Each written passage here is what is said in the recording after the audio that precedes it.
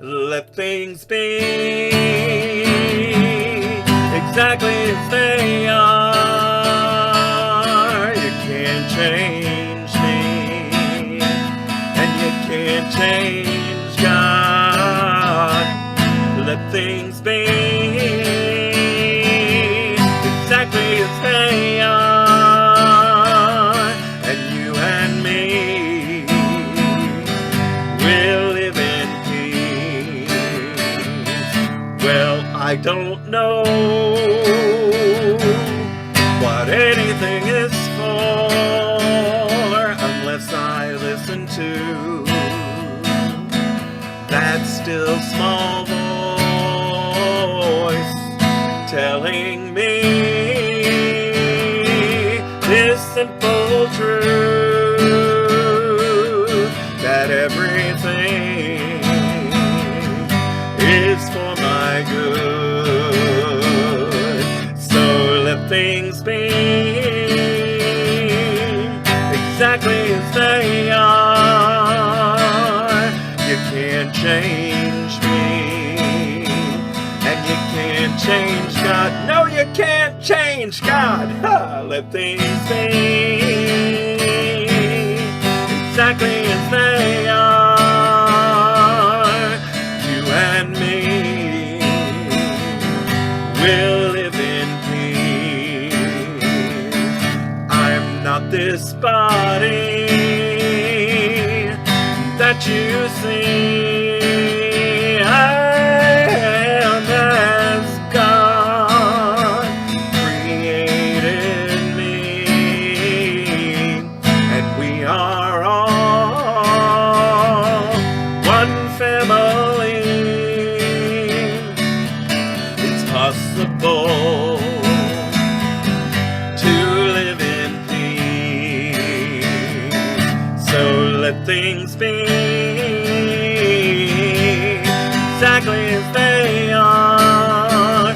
Oh, you can't change me, and you can't change God. No, you can't change God. Let things be exactly as they are, and you and me will live in peace. Kumbaya.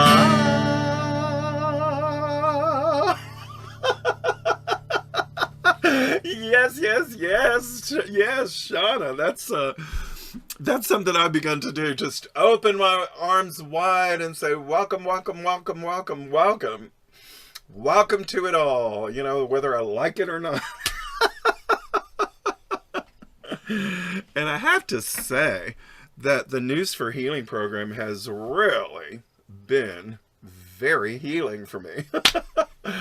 And I've just really been enjoying hearing and practicing with you guys, you know, what everybody does, you know, to put themselves back in alignment. It's really, really cool. So I have one more News for Healing program where I'm going to teach you a song called I Rest in God, which is very contemplative and meditative.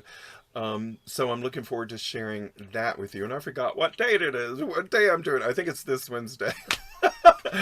Yeah. So anyway, I wanted to say happy all kinds of days today. Like over here in Brattleboro, we've had a great weekend. Yesterday we celebrated a Pride event where I got to sing and perform and stuff. And it was at the train station, which was so much fun. They call it Whistle Stop Pride over here. And the Amtrak comes in to the station only twice a day. So in the morning, we all gathered and welcomed the train with, you know, pride flags and all this stuff and music and dancing and all this stuff. When people got off the train, it was really, really fun. So I'm actually going to get, Shauna to play just like a 1 minute clip of what we did yesterday, because I just thought you'd think it was fun. So let's do it.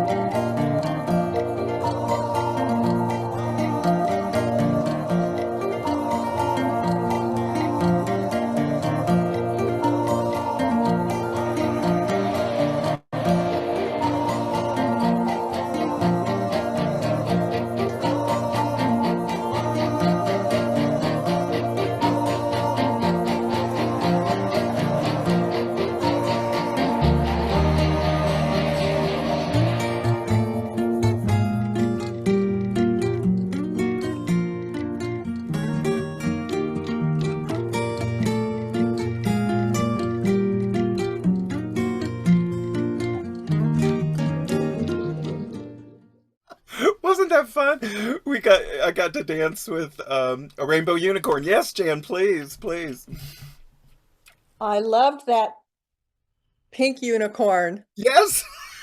And there was a very cute redhead in a pink dress too. Yes, she was. She was And of very course, cute. that was so fun. Thank you for sharing that. Oh, I'm glad you enjoyed it. Thank you. Yeah, we had a great time. Brattleboro is so much fun. We do all kinds of stuff around here, and I'm on the board at the AIDS Project of Southern Vermont. It's such a great organization. So we do a lot of cool stuff around here. Yesterday was also No King's Day, which was pretty awesome. It turned out. Oh my God, over 2,000 people turned out in Brattleboro for sure. Yeah, it was amazing. All across Vermont, all across the country, as I'm sure you've seen. So that was a wonderful day. And of course, it's Pride Month. And today in Brattleboro, I didn't get to go, but there was another march, Pride March today. But I didn't get to go to that today. But I thought I would sing what's become my pride song lately. It's a song I wrote a while back, but I sort of I've changed the words to sort of fit our situation where we are today, and it's called Freedom. Ooh, you know my soul is singing. You know my soul is singing for freedom. Yeah, yeah, yeah. Are you in love with your life? Do you make it your own? Do you follow your heart? This moment is your home. Do you see love still within you? More than you realize. Just reach out to those around you. Unite and organize. And let your voice be heard for freedom. Freedom, rock with me, baby. Rock with me, baby. Yeah, yeah, yeah, yeah. Freedom, rock with me, baby. Yeah, yeah, yeah. Don't let fear overwhelm you. It's what they want you to do. Just let your anger spark your passion. Together we will make it through. And if we all stand united, you know we will overcome. Just be the light in the darkness. And remember, you and I are one. So let your voice be heard for freedom. Freedom, rock with me, baby. Rock with me, baby. Yeah, yeah, yeah, yeah. Freedom, rock with me, baby. Yeah, yeah, yeah. Freedom. Whoa. Rock with me, baby, with freedom. Freedom.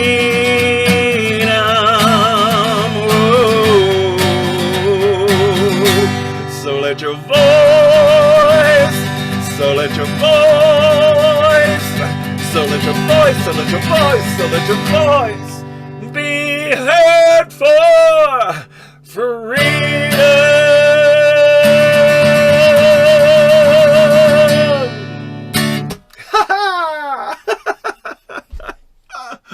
Yahoo!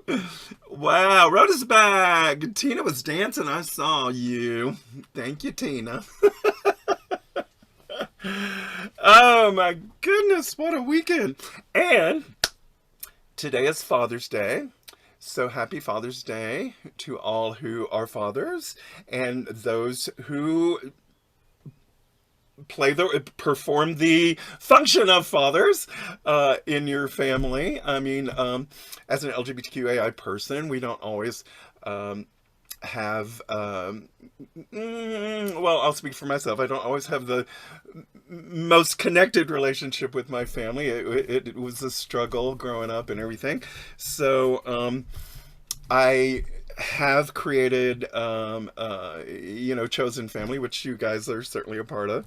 But when I think of my dad, he was, everybody's parents were doing the best they could with whatever knowledge they had and everything like that. And I have to give him a break because I was an unusual kid,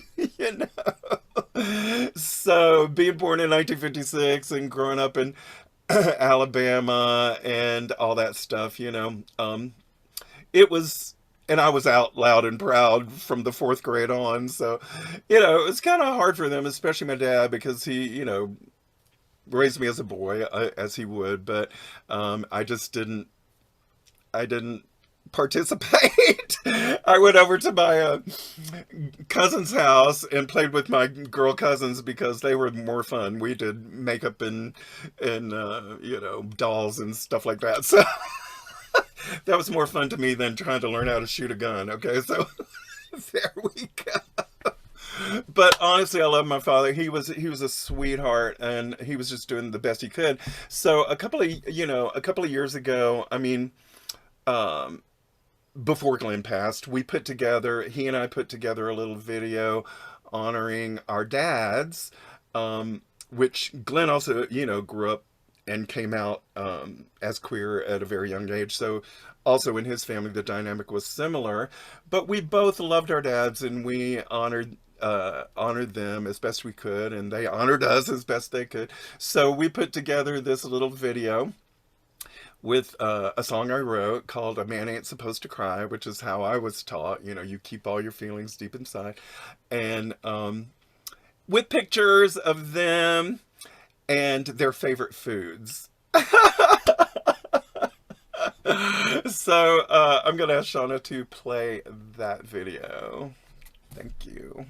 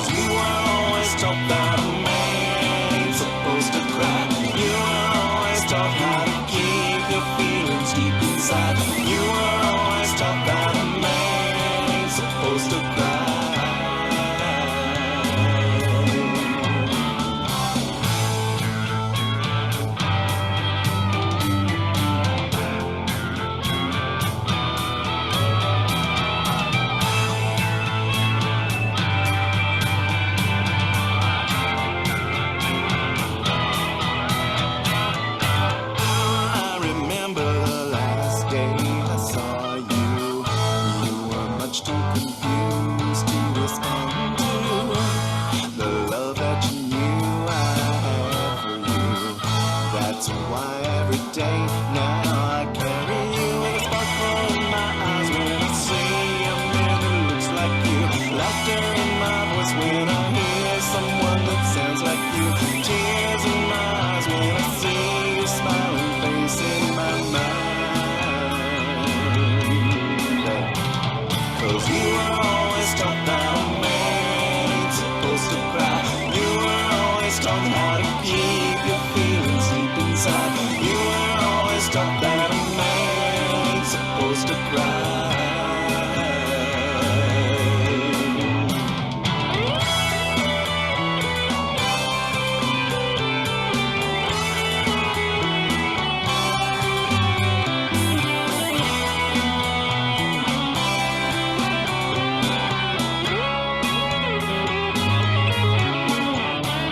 Well, you were always taught that a man ain't supposed to cry.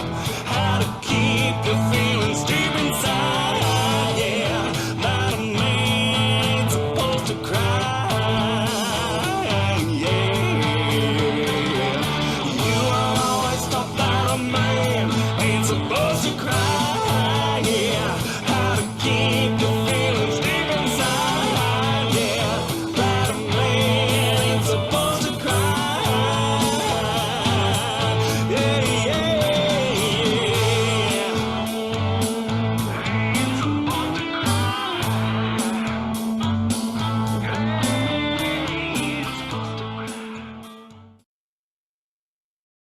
Oh my goodness, of course that makes me cry for myriads of reasons. And it's a good cry. It's just, uh, expressing love and appreciation for my dad and for Glenn's dad. And if you happen to notice, oh, thank you, Shauna. If you happen to notice that I look like my dad and Glenn looks like his dad, and that was very, very amazing. Um, and my dad passed away in 1983 when I was just about to move to New York City. So I didn't get to know him. He was only 53, but I didn't get to know him, for this since 83. So he didn't know my full adult life, but I have a feeling he would have just loved me anyway, as I came out and expressed myself as Yolanda. I think he would have gotten it. He was a sweet, sweet man, he just didn't understand me as a kid. But later on, I think he would have gotten me now. Glenn's dad was really, really amazing. Oh, thank you, Rhoda. Thank you so much. Glenn's dad was a scholar and a chaplain in the Navy, and they moved all over the world. And he was actually very, what I would call interfaith, because he had to be. He went to a Baptist seminary and was a Baptist minister, but he had to expand his horizons when he became a chaplain. So me and Glenn actually had great conversations with him, and he passed from symptoms related to dementia and Alzheimer's. It was really interesting, though. I want to tell you this one quick story. Some of those pictures you say we were all together, and that's when I was presenting as Roger. But on one of those visits, he had already gone into dementia. And as would happen when we would go to Glenn's family, Glenn would get into some kind of argument with his brothers or whatever, And his father was already in stages of dementia, so he was sitting at the table, but we didn't think he was hearing anything of what was going on. So of all the weird things, they were sitting here, they're having this argument, and his father came back into the space where we were and spoke up and said, he said to Glenn, I hear what you're saying and I completely agree with you. And then he went back into into wherever dementia is. But it was so incredible and so powerful. We were like, wow, okay. So, we live in a multidimensional universe. We are multidimensional people. There are so many quantum physics things that I think about when I think of that particular experience. I think of us popping in and out of reality and flashing in. You know how quantum physics describes particles as, coming in and out of reality, and mostly that we're comprised of air and the particles are, spaced out in a lot of ways. So I don't know. That was just cool. I felt like, in that particular instance, we had a little example of a multi-dimensional experience. So I've really just been really super, super happy today. And for a whole lot of reasons, mainly just being alive. I'm looking out my window right now. I was telling Shauna earlier, I went out for a walk. And there's this part of my yard is covered in lavender. I didn't plant the lavender. Thank you, God. I don't know where it came from. And it's huge. There's big, huge, tall lavender plants spread out all over my yard. And I'm like, wow. And I just didn't notice them today because the grass has been high. And I went out for a little break here, I went out and cut some of the grass down, and I was like, oh my God, what's this, But how about that? Just gifts from spirit. Boom, boom, boom. Showing me that I'm loved and cared for. But I do want to share this one instant that happened yesterday because it put me into a real inquiry. So there was this... I've been visiting churches locally just to, to get to know people and to, become a part of the community.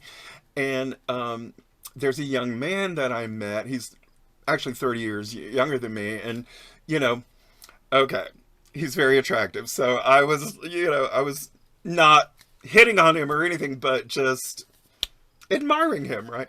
So, because I like guys, I can't help it. So anyway, so I've seen him 3 or 4 times. He's always very friendly to me. And the last time I saw him was last Sunday, I think it was. And he said to me, can I get your phone number? And I'm like, okay. Because we had talked about, like, perhaps he could come do some yard work around the house. We had talked about that earlier. And so he says, can I get your phone number? I'm like, okay. And he's just like, okay, I'm going out of town, but I'll be back on Thursday and I'll text you. And I'm like, okay. So he texts me. He does exactly what he says he's going to do. Texts me on Thursday and asks me out on a date. I'm like, what? I'm 30 years older than you. Okay, well, it's not the first time that somebody younger has, been interested in me, but but it kind of blew my mind. Okay, so I'm like, so he's texting me and all this stuff, and oh, let's do this and like that, and I was like, okay, well, I'm performing at Whistle Stop, on Saturday. Okay, I'll come, and then we'll go do this afterwards. And he wanted to take me to a video arcade, and I was like, okay, that sounds great. So he didn't show up, right? So he didn't meet me. And then we had a contingency plan if he couldn't get to the Whistle Stop that I'd meet him at the co-op. And so I went to the co-op. I texted him and said, I'm going to be at the co-op. No show. So I'm ready to leave the co-op, and he calls me and he says, I didn't mean to text you. I thought I was texting someone else.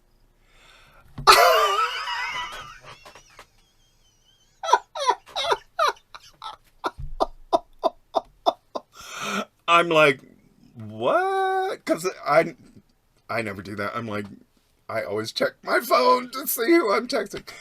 Um, and so I'm like, what did you say? So I wanted to make it really clear. I'm like, you were intending to ask someone else out on a date, but you texted me. And he goes, yeah. And then he said, I think it's best that I don't talk to you ever again.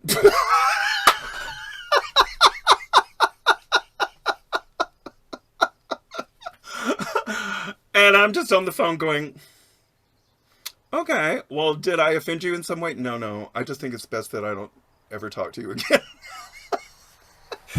And I'm like, okie dokie then, have a nice life, you know?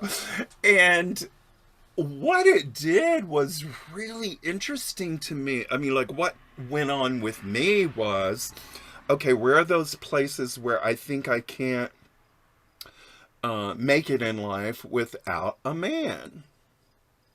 That's been really up for me. Um, you know,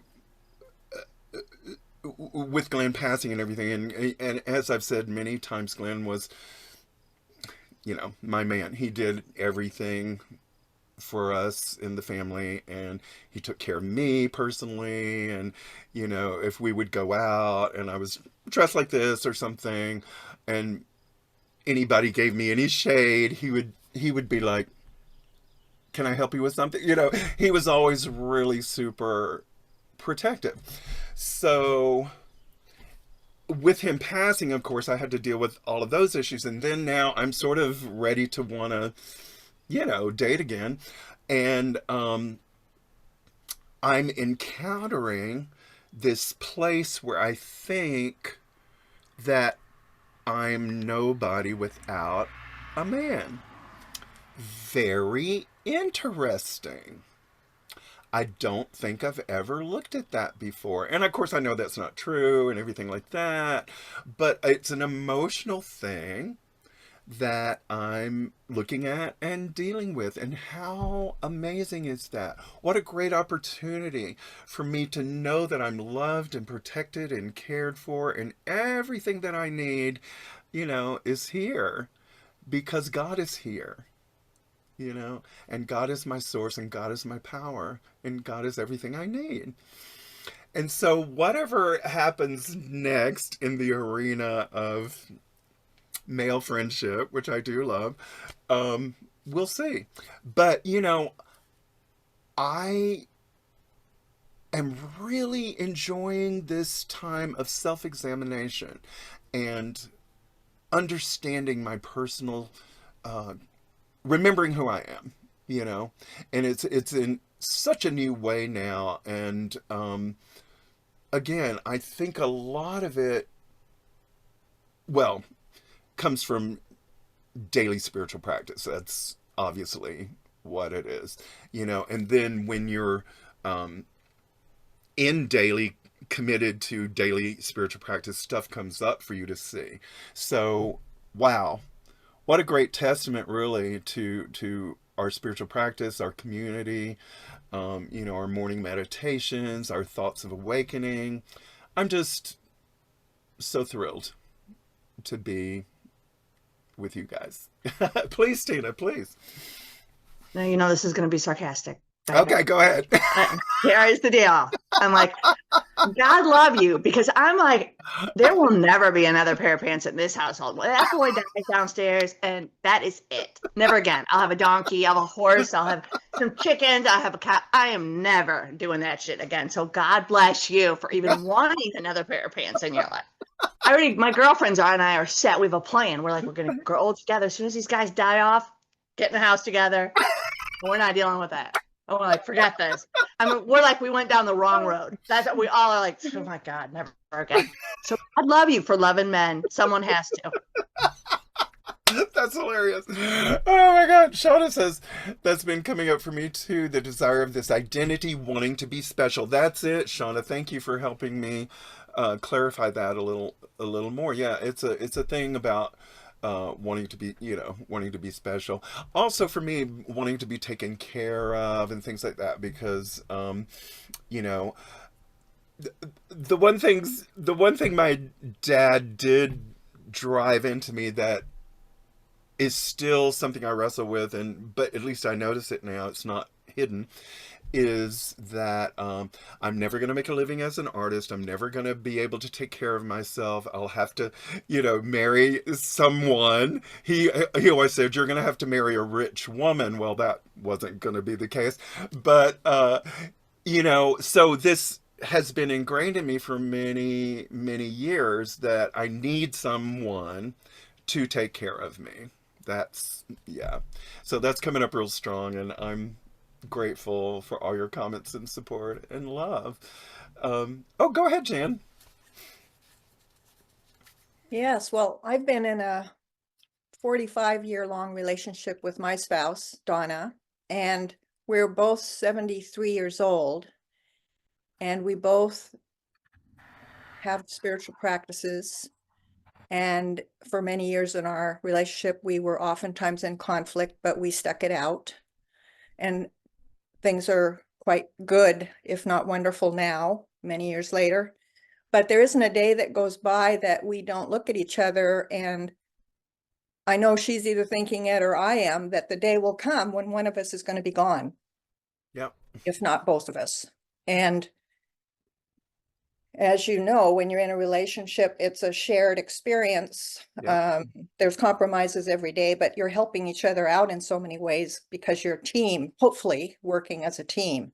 Yes. And, it's been a lot of years where that's been the situation. And I can only imagine you have experienced what happens when that pillar that you rely on, that she relies on, is no longer there.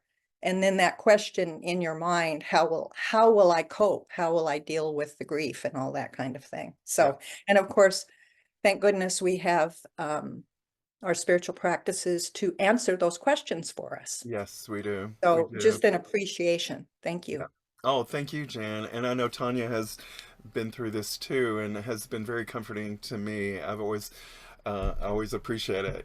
So yeah, it's quite a journey to lose someone that you've been with. Well, we didn't lose them really.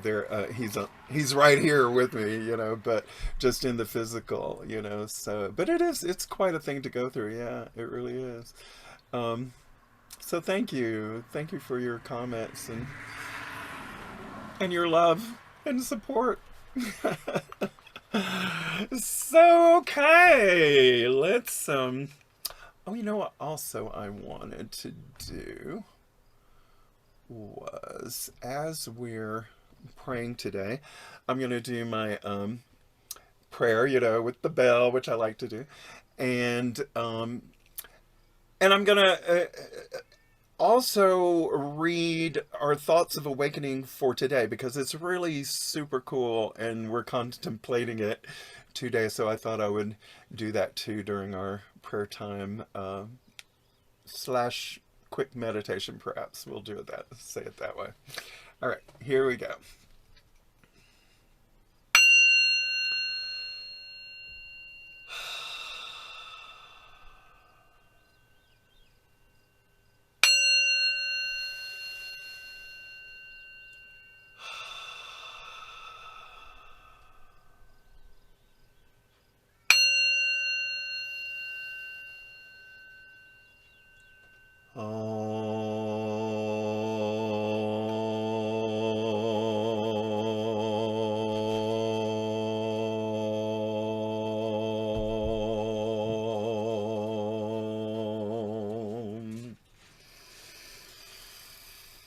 We are here in this present moment, right here, right now, where everything is, in this circle of unconditional love that we are co-creating together and that we are experiencing together, where we bring into this circle everything that we like and everything that we do not like. We consciously welcome it all.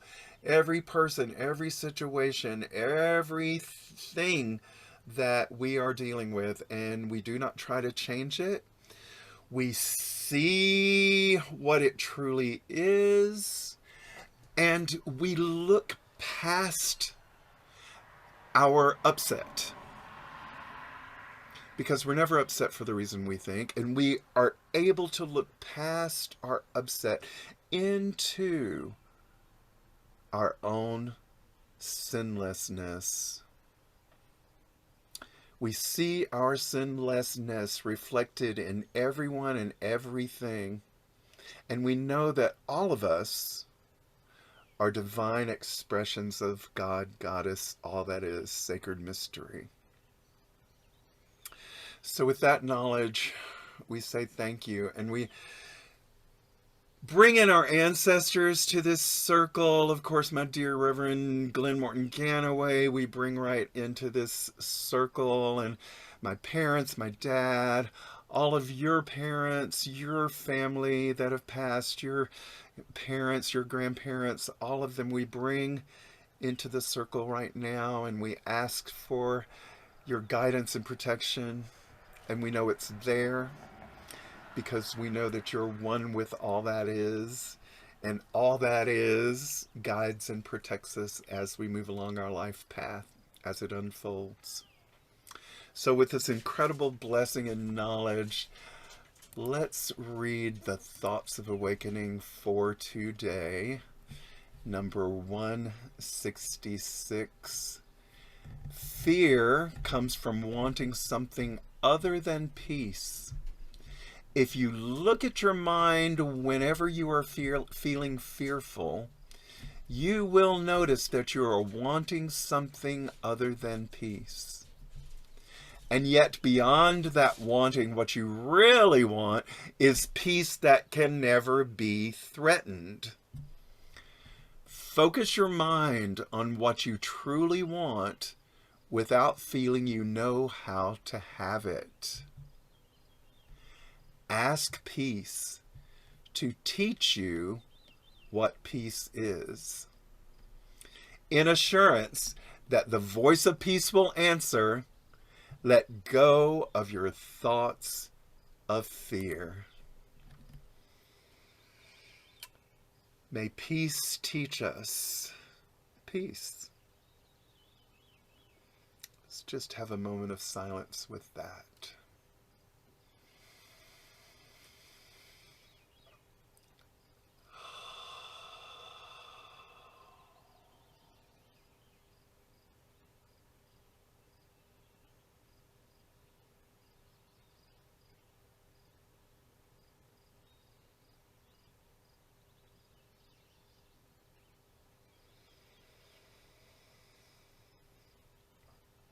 May peace teach us what peace actually is.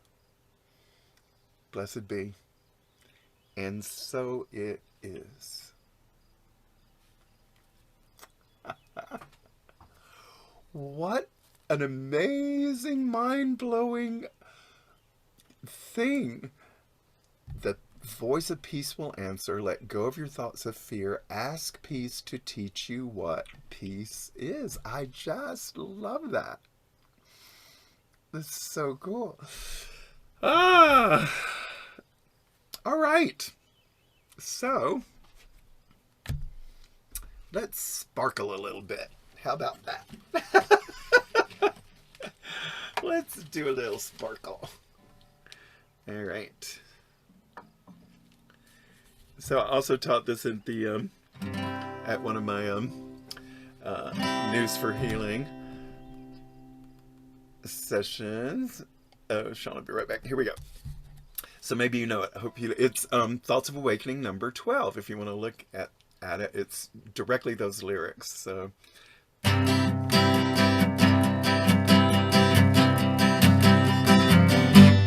Look to the sparkle that shines within,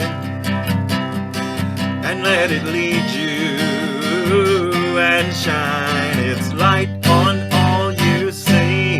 Embrace the sparkle, it is your truth. Look to the sparkle, whoa, that shines within.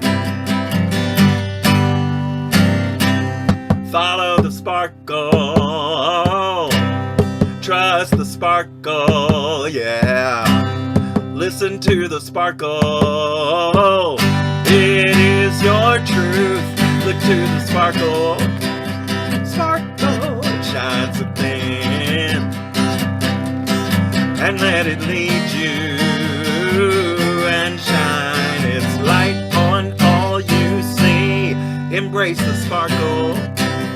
Sparkle, it is your truth. Look to the sparkle, oh, that shines within. Follow the sparkle, trust the sparkle, yeah. Listen to the sparkle, it is your truth. Look to the sparkle that shines within, and let it lead you and shine its light on all you see. Yeah. On all you see. Sparkle. Ah, goodness. Ooh, I could just sing that on and on and on. It just like, you know, and sometimes I do. I sit in the car and I just go, sparkle. That's, you know, I think of all the backgrounds, you know, singers and everything. So it's such a fun thing to do. So here in the last 15 minutes, I would like to share with you a bit from one of Glenn's booklets that I really love. I'm gonna share my screen. Here we go. And yeah, this is our Wednesday night group, the Fellowship of Awakening. And this is a picture of a weaver. Now that was big for Glenn. I don't know if I've ever told you. He had this amazing, he went to an ayahuasca ceremony right when we first got together, and he had this amazing experience with what he called Grandmother Spider, who was the goddess, you know, representative for him, and she taught him about weaving, how important weaving is, and likened it to all of our lives together, how we're interwoven with each other. So that became a real theme for him. And look, there's a kitty. There's a little baby kitty. Kitties are really my thing. And his other picture, in our booklets, he always put two pictures in there. Two hands reaching. Aw. Aw. That's really sweet. And this booklet is about A Course in Miracles, chapter 14, Teaching for Truth, section, what is that, 6? Yeah, no, 11. The Equality of Miracles. So I'm going to read his summary of the lesson first. And this is what he says. We are learning to experience more and more of reality. This presence, here and now, is eternal. But we have the habit of bringing the past in, our thoughts about the future, and our endless opinions. Yes, indeed. This obscures what is real. We try to weave what we think into what is real, and by doing so, only the patterns we have made. The world is ordered just fine without our contribution. When we try to do this, we're actually calling for help. When others want to fit us into their pattern of the way things should be, they are calling for help. That's a good thing for us to remember right here, right now in America 2025. We give of ourselves and respond with loving kindness as we would like to be seen as well. This unweaving, I would say, this unweaving of all the conditioning that we have been taught since we were, whatever, born. This unweaving is the miracle and is replaced by the Holy Spirit's vision, and we see only love, joy, peace, and what is real. Now, excuse me, hold on a second. I pull this over. This is really interesting to me, this statement here. This unweaving is the miracle and is replaced by the Holy Spirit's vision, and we see only love, joy, peace, and what is real. This is so interesting to me, especially, again, I'm going to reference News for Healing, because this has been a project, certainly for me, and is a reason why I'm really interested in Jacqueline's upcoming retreat, inviting conflict, because I feel like when we can be in the midst of conflict and see past it to the love, joy, and peace that actually is the reality of both of us who are in conflict, wow, what a miracle. What a miracle. So I'm really, I've been really super interested in looking at conflicts this year, since we started News for Healing.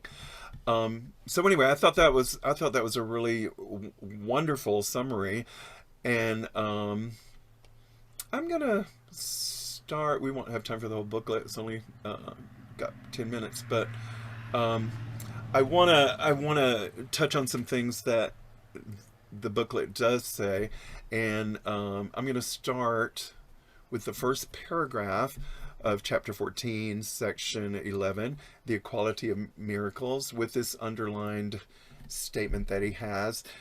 So this is from the Course. The reflections you accept into the mirror of your mind in time, but bring eternity nearer or farther.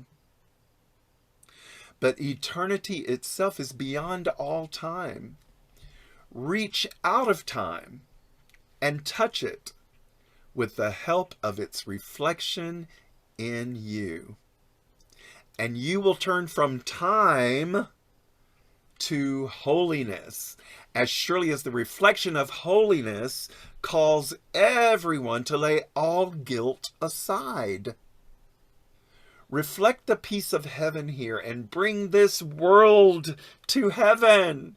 Bring this world to heaven. Yes.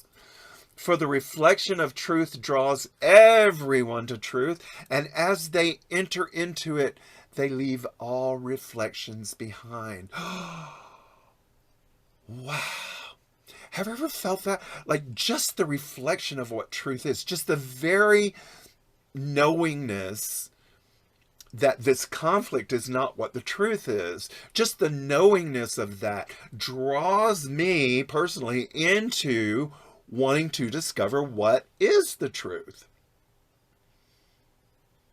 And this questioning is so valuable to me. I guess that was kind of the point of me telling you that story about, my date and didn't work out and all that, was that immediately I felt, what did I do wrong? Immediately I felt like, oh God, why don't you want to be with me? Like that's the, and then I stopped and I was like, no, what? What? Really? Come on, ego. Like, enough of you. And I was able to move into the truth of my being, which is love and light and joy, And if you don't want to partake in that with me, then fine. Go ahead and do your thing. and I will do mine as a reflection of light and love and joy. Wow. That was something. I made it through it without like really beating myself up. I know it's a silly little thing, but it really, you know, gave me a cause for self-inquiry. So I was grateful for that. Glenn's comment on this paragraph is really interesting, I think. He says, the world is constantly revealing itself to us. We must be present to see it properly in reality. We can experience the presence of God by reaching into what is holy within us. We're holy. Oh, thank you, Jan. I appreciate that. Gosh. And with this experience, we can recognize the world's holiness.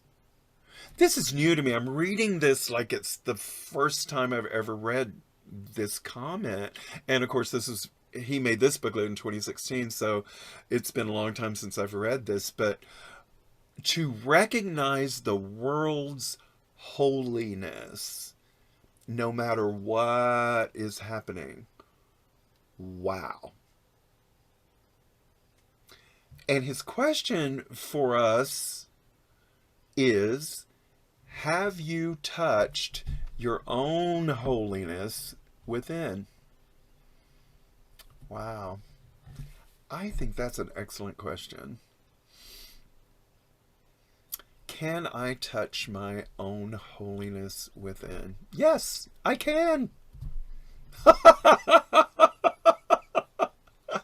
No matter what, I really can. Thank you, thank you, thank you, God. I'm so grateful. Wow. Yes. Okay, I'm going to skip down actually to the bottom. Okay. So. Okay. So it goes on and talks about in this lesson different things about the ego, but the last thing that is underlined in the text is this: for no one alone can judge the ego truly, yet when two or more join together in searching for truth, the ego can no longer defend its lack of content. Sometimes the course is just so funny. It's just really funny. The ego can no longer defend its lack of content. The fact of union tells them it is not true. And Glenn's comments here are just wonderful, I think, and I'll leave us with this. We are fooled by thinking a pretty package offers us something we want. Oh, there's where it is right there for me. I see a pretty man package and I go, oh.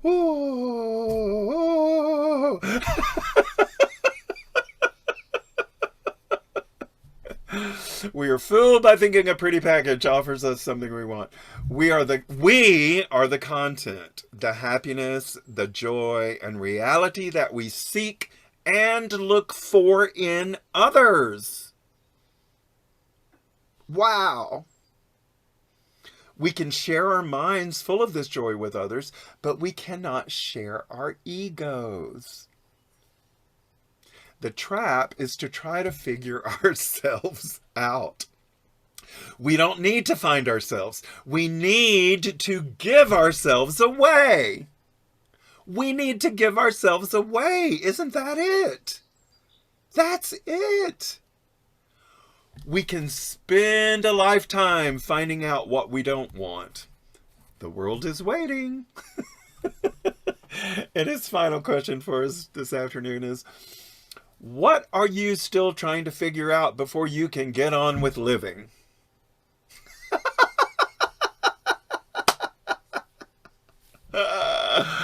Oh God, that really hits home for me, because I'm the best figure it outerist person. Oh, I can always figure it out. There's something I can do, you know. Yeah, I think he's got some great questions here. You know, he was really good with this. But that's a good one. What are you still trying to figure out before you can get on with living? So, you know, I guess I'll leave it right there. I love y'all, and I'm looking forward to our evening together. Thank you for joining me. And listen to the voice that likes you. She will tell you that we are one, and she will tell you how to act like it. Yes. Okay, my loves. Thanks for joining me.